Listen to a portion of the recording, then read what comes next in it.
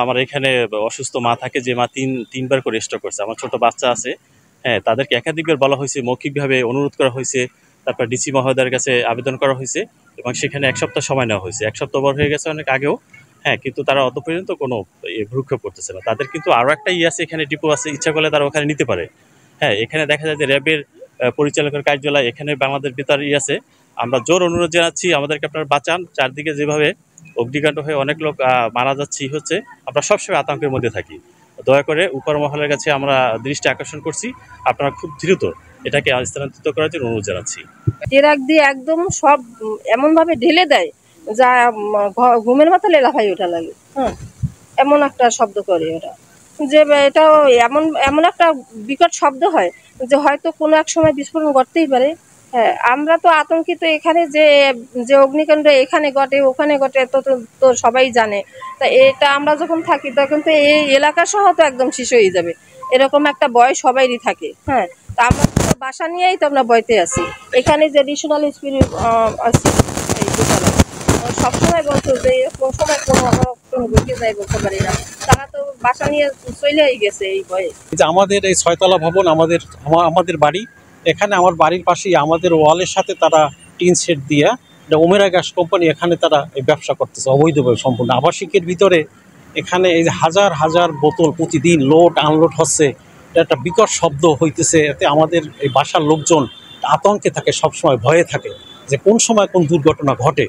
এখন এখানে আমার মা 90 আপ তার বয়স, সে বিদ্যমান, সে সারা রাত্র ঘুম পারে না। একটু শব্দ পাই লাফাই ওঠে যে আসো, এই মানে আগুন লাগলো, এই মানে সমস্যা হইলো।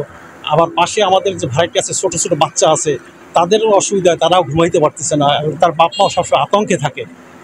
এখন এখান থেকে এখানে এদের এই গ্যাস কোম্পানি এরা আরও একবার বলছিল যে আমরা চলে যাবো যাচ্ছি, এইভাবে তালবাহানা করে আজও পর্যন্ত তারা যাচ্ছে না। যাতে এখন এই অনতিবিলম্বে এই প্রশাসনের কাছে আমার আবেদন যে এই তাড়াতাড়ি সম্ভব এখান থেকে যেন এই গ্যাসের ডিপোটা অপসারণ হয়ে অন্যত্র চলে যায়। এইখানে সাইডে যে গ্যাসগুলো রাখছে আমরা সারাদিনই শব্দের ভিতরে থাকতে হয়, দিন নাই রাত্র নাই, সারাদিন 24 ঘন্টায় ওটা ওঠানামা করে, গ্যাস আসা যাওয়া করে। তার শব্দে আমরা বাচ্চারা ঘুমাইতে পারি না, আমরা ঘুমাইতে পারি না। তারপর আমরা একটা আতঙ্কের মধ্যে আছি যে কখন বাস্ট হয় না কি হয়ে যায়। হ্যাঁ, আমরা সবসময় আতঙ্কের ভিতরেই থাকি, আমরা রিস্কের ভিতরে আছি, কখন কি একটা বাস্ট হয়ে যায় না কি হয়, আমাদের কি অঘটন ঘটে যাবে, কত ধরনের দুর্ঘটনা ঘটবে। রাত্রে তো সারা রাত আমরা ঘুমাইতেই পারি না, ওই শব্দের চোটে, ওই গাড়ি আসে আবার লোড করে আনলোড করে, শব্দের চোটে আমরা রাত্রে ঘুমাইতে পারি না। এত শব্দ, এমনকি বিল্ডিং মনে হয় যেন কাঁপে। আমরা খুব আতঙ্কে থাকি, আমরা সবসময় আতঙ্কে থাকি কখন এটা বাস্ট হয়ে যায়, কখন আমাদের বিল্ডিং হয়ে যায়, বোঝেন না। বুড়া মানুষ, আমার শাশুড়ি বুড়া, সারা রাত্রে ঘুমায় না, কাঁপে খালি ভয়ে। তার হার্টের রুগী, সে ওই যে ওখানে বসাই রাখছি, সে হার্টের রুগী, সারা রাত্রে সে ঘুমায় না। আমাদের ম্যানেজমেন্ট এটা নিয়ে কাজ করতেছে, আমরা যত দ্রুত সম্ভব এখান থেকে চলে যাব, এটা নিয়ে ম্যানেজমেন্ট অলরেডি অ্যাকনোলেজ। যেহেতু এখান থেকে একটা অবজেকশন আসছে জেলা প্রশাসক থেকে এখান থেকে সরে যাওয়ার, তো আমরা কোম্পানি এটা নিয়ে কাজ করতেছি। মানে আবাসিক এরিয়ায় আমাদের ওডিসি বা এটা নিয়ে সমস্যা, আমাদের পাশে একটা কমপ্লেন আসছে, তো এটা নিয়ে আমরা ম্যানেজমেন্ট কাজ করতেছি। একটা প্রতিষ্ঠান সরে যাওয়ার জন্য তো একটা সময়ের ব্যাপার আছে। আমাদের কাছে অভিযোগ এসেছিল যে আবাসিক এরিয়াতে এবং র্যাবের কার্যালয়ের সামনে এরকম একটা এলপিজি গ্যাসের একটা উদাহরণ আছে। তো আমরা এই বিষয়ে আমরা ফায়ার সার্ভিসের আমরা তদন্তের জন্য পাঠাই, তারা তদন্ত রিপোর্ট দিয়েছে এবং দেখেছে এখানে এটা করা যাবে না।